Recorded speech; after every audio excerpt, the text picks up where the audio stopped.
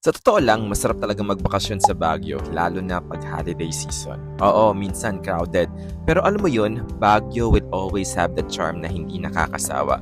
Yung malamig na klima, yung food trip na walang katapusan, ang daming tourist attractions at syempre ang mga super comfortable na hotels. So kung hanap mo ay magandang rooms at relaxing stay sa Baguio, tara, samahan niyo ako dito sa The John Hay Hotels Forest Wing na formerly known as the Forest Lodge. Perfectly located ito sa iconic at super sikat na Camp John Hay. Pagpasok mo pa lang ramdam mo agad yung vibes.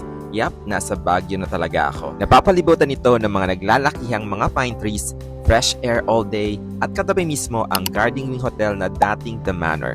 Ang klase ng area, promise. Pagpasok sa room, ang welcoming. Merong dalawang big size beds perfect for families or barkada, may flat screen TV, working desk, hot and cold shower, complete toiletries, lahat ng essentials nandito. Super cozy at spacious ng room. Very homey pa. Pero ang pinaka-favorite ko, yung balcony. Ang ganda ng view, ang sarap magpahinga dito habang nilalanghap mo yung fresh at malamig na simoy ng hangin.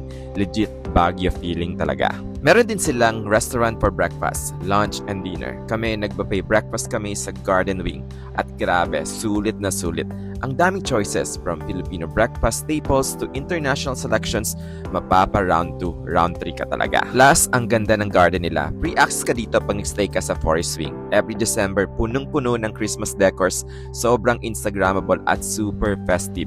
Kids and adults will love it for sure. Sakto pa, naabutan namin yung Christmas tree lighting ng The John Hay Hotels. Ang bongga. May music, may dance performances, at may fireworks display pa. Talaga nakakamangha at perfect pang holiday feels. At syempre, hindi complete ang Baguio trip namin without a day tour. Kaya pumunta kami sa Mount Camisong, isa sa mga bagong atraksyon sa Benguet. Around 45 minutes lang from Baguio, and honestly, this is one of the best forest parks na napuntahan ko. Ang ganda ng trail, fresh air, at perfect spot para sa nature lovers. Pero hindi ko muna ipapakita ang lahat. Sa next vlog ko, ipapakita ko sa inyo ang full experience namin sa Mount Camisong. So follow for more adventures.